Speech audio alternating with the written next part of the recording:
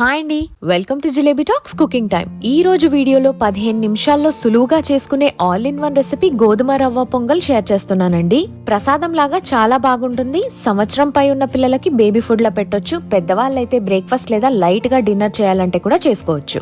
గోధుమ రవ్వ పొంగల్ ప్రిపేర్ చేయడానికి ముందుగా అరకప్పు పెసరపప్పు తీసుకొని 2 సార్లు శుభ్రంగా నీళ్లలో కడిగి నీళ్లు వంపేసి ప్రెషర్ కుక్కర్ లోకి ట్రాన్స్ఫర్ చేసుకోవాలి. ఇప్పుడు ఇందులో 1 కప్పు గోధుమ రవ్వ వేసుకొని 3 లేదా 4 కప్పులు నీళ్లు యాడ్ చేసుకోవాలి. కొలతలు కరెక్ట్ గా 1 కప్పు గోధుమ రవ్వకి అరకప్పు పెసరపప్పు ఉండాలండి, అయితేనే మంచిగా రుచిగా ఉంటుంది.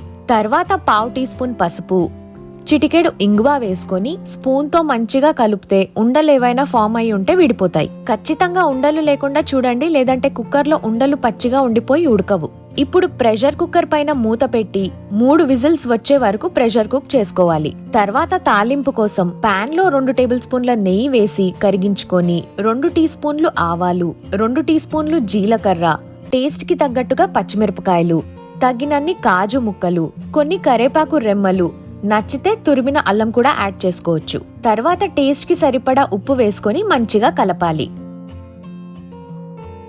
కుక్కర్లో ఉడకబెట్టుకున్న గోధుమ రవ్వ పెసరపప్పుని ఒక్కసారి కలిపి వేసి పెట్టుకున్న తాలింపు యాడ్ చేసి మొత్తం అంతా మంచిగా కలపాలి.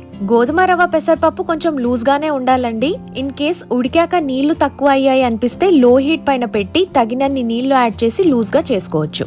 బౌల్లో వేసి సర్వ్ చేసే ముందు కొంచెం మిరియాల పొడి స్ప్రింకిల్ చేసుకుంటే టేస్ట్ సూపర్ గా ఉంటుంది. ఇది వేడివేడిగా ఉన్నప్పుడే 1 స్పూన్ నెయ్యి పైనుండి వేసుకొని తింటే అమోఘంగా ఉంటుంది. మిస్ చేయకుండా ట్రై చేయండి. చేశాక టేస్ట్ ఎలా అనిపించింది అని మీ కామెంట్స్ పెట్టండి. అలాగే వీడియోని లైక్ చేసి కుదిరితే షేర్ కూడా చేయండి.